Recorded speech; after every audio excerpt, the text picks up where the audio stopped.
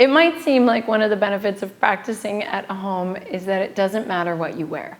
Of course, this is true on some level. And yet also, as we slip into the ritual of meeting ourselves, what we slip into can have a huge effect. Sensually, different things will satisfy and satiate us. So let's just take a look at some of the ways you can help choose the appropriate costume. Number one, the tactile relationship. How does your yoga costume feel?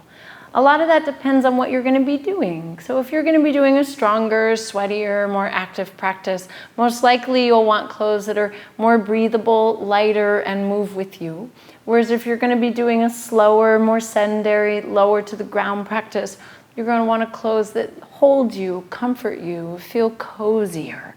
Okay? How you feel in your clothing and how your clothing feels will matter.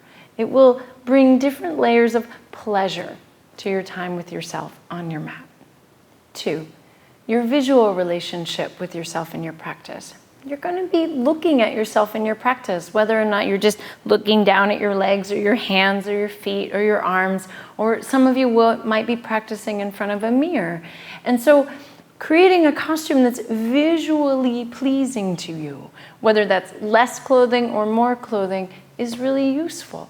For example, not all of my parts stay in place like they did 20-some years ago. And so sometimes when I go upside down, I don't necessarily want to get triggered in my vain, most shallow aspects of myself all the time when I'm practicing. So I like to be covered. You might feel different. 3, choose a fresh yoga costume. If your yoga costume smells, your practice will be stinky. Your face is going to be buried in yourself as you roll around on your mat. Let it be a pleasant experience. 4, how does your yoga costume sound? Now this can sound like a weird one, but do you remember the swish, swish, swish, swish, swish your corduroys used to make as you were a little kid? So choose a costume that won't be distracting to you as you roll around in it. Now our 5th sense here, taste. This isn't literally referring to like how does a yoga costume taste, although you might end up tasting it at certain points. But does your current yoga costume suit who you are right now? Like, choose a costume that vibrates with you at this moment. That's what we're trying to discover. So don't be afraid to buy something new to practice yoga at home. It will make it more fun. Love.